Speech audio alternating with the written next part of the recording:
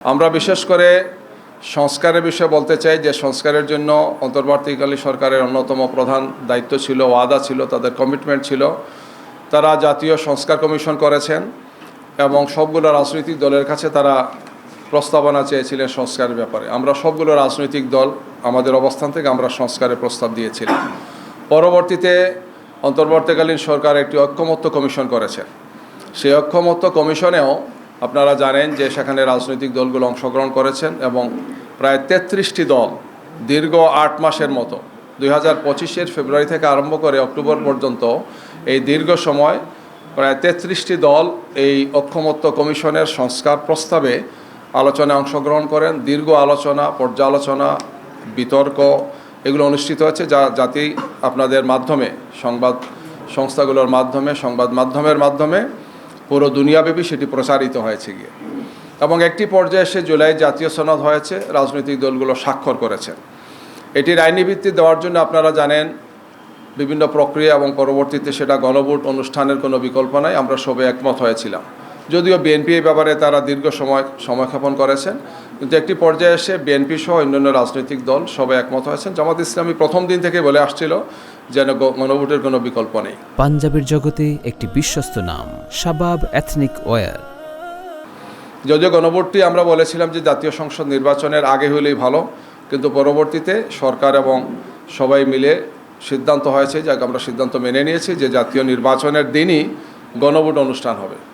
সেই গণভোট সহ জাতীয় সংসদ নির্বাচন অনুষ্ঠান হয়েছে এবং গণভোটে এই সংস্কার প্রস্তাব 2/3 ভোটে আপনারা জানেন যে সেটা গৃহীত হয়েছে জনগণের কাছে। এবং সংস্কার প্রস্তাবের মধ্যে 48টি খুবই গুরুত্বপূর্ণ ছিল, যেটি ফেসিবাদ ঠেকানোর জন্যে, বাংলাদেশে ভবিষ্যতে যাতে ফেসিবাদ না আসে, স্বৈরশাসন না আসে, একনায়কতান্ত্রিক ব্যবস্থা না আসে, লুটপাটের যাতে কোনো সুযোগ তৈরি না হয়, যে গণহত্যা যারা করেছে এই ধরনের শাসন যাতে আর ফিরে না আসে, এই জন্যই মূলত ছিল এই মৌলিক সংস্কারের বিষয়টি। এই সংস্কারটি গণভোটে যখন পাশ হয়েছে তখন সবাই এর পক্ষেই ছিলেন।